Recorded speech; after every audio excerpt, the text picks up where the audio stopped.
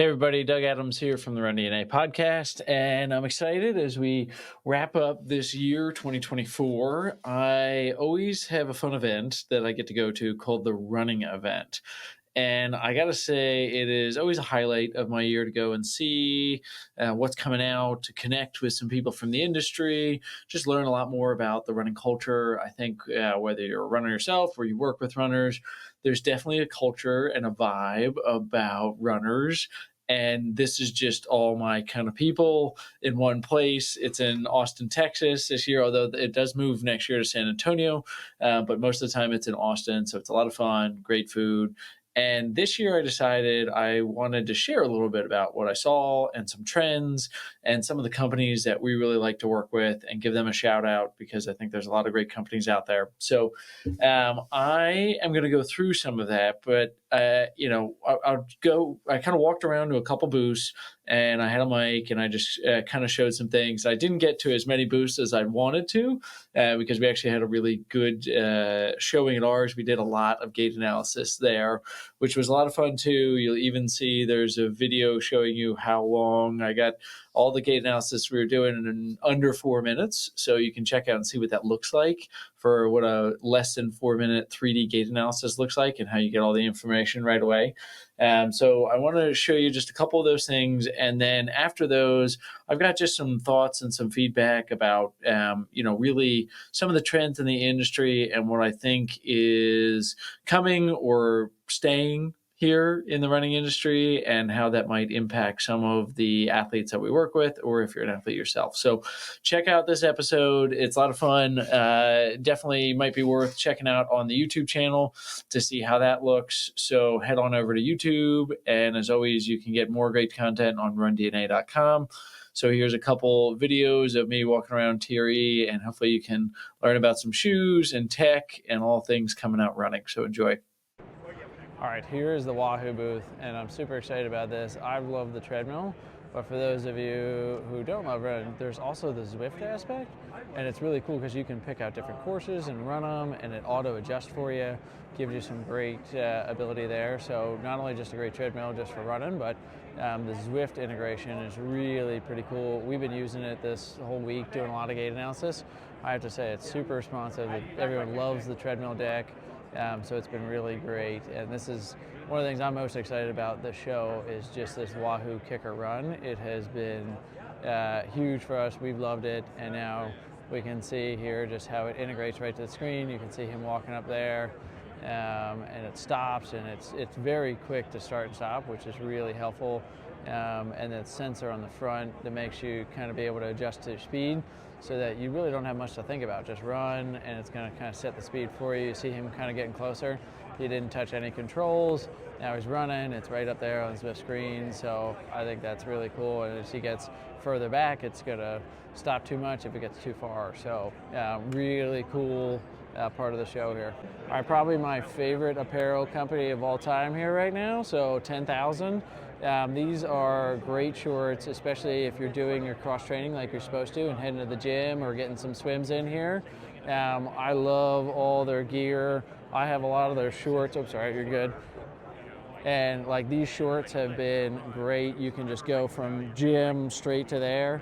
So they've got pants, they've got shorts. Their shirts are really comfortable too. I wear their pants all the time.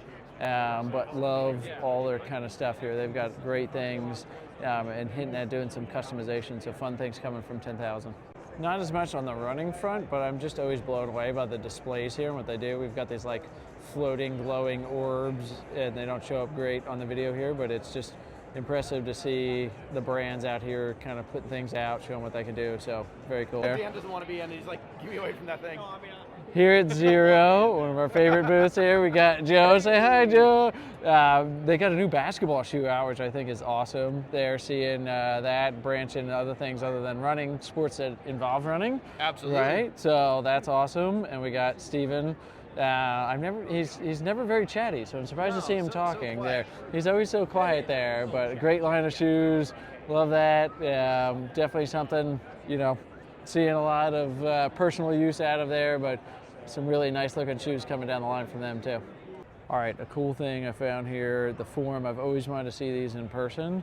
Just data, all things here. So give you a nice intro here. Thanks, Scott, for showing me that there.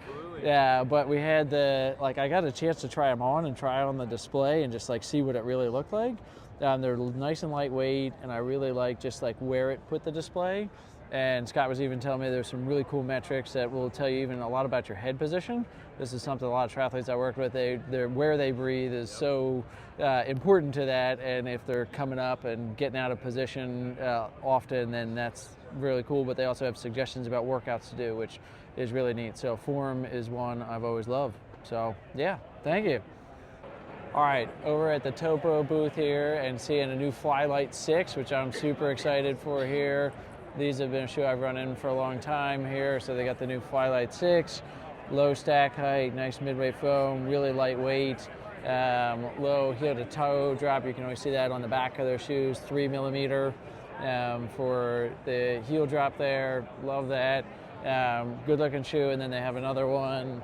Looks like the other color is going to be white. And that's going to be white navy, so I like that shoe. It's a good looking shoe, and that's been a consistent one for me, so I'm excited. Looks like that'll come out May or June kind of time frame. Lots of Topos I really do like, but definitely the Flylight has been a favorite of mine.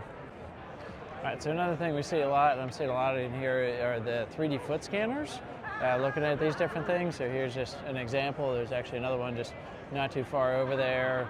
Where they're using foot scanners, which is interesting. It's not going to tell you a lot about the way that you move, but it can be really interesting to show you a little bit about maybe what shoe would fit you from there.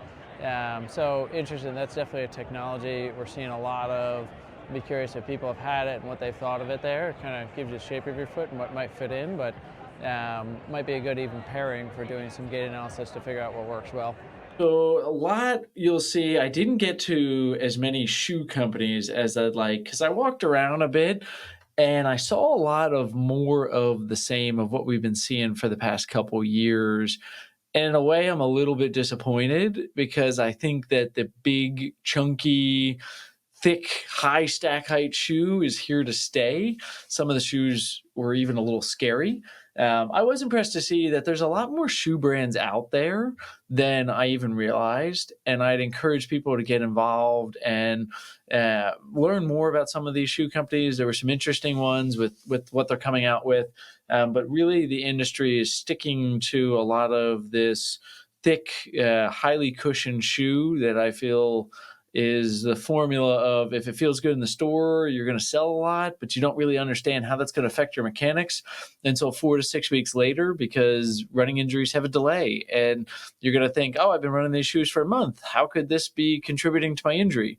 And in fact, it started on that first day that you put them on, but it didn't happen to become an injury until later. So I'm a bit disappointed to see that there are still a lot of emphasis on this. I think shoes are getting lighter, which is good, and I like that from an injury and a performance standpoint.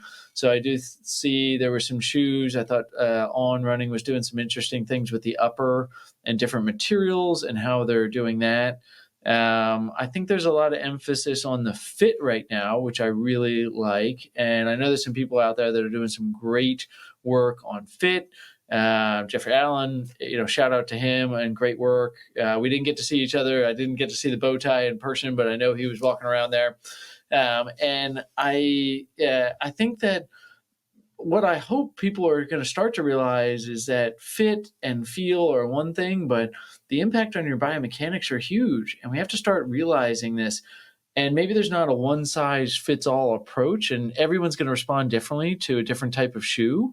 But I think it's really important that we're checking biomechanics. And I was really excited to see we had a lot of running retail stores that are really excited to start going that direction, and a couple new Helix 3D users coming out of the show that I think are going to do a great job with it on the running retail and the coaching side, even some physical therapists, podiatrists, and chiropractors there. So I thought a lot of hope on that side of things, but I really would love to start to see shoe companies looking at how the biomechanics are affected by this, and I'd love to see running retailers adopting a lot more about how the interaction of the person and the shoe really does matter, and how their biomechanics are. That's why we created a lot of the scoring methods with the Helix 3D that can show how just globally how your mechanics respond to different shoes to help simplify the shoe buying process.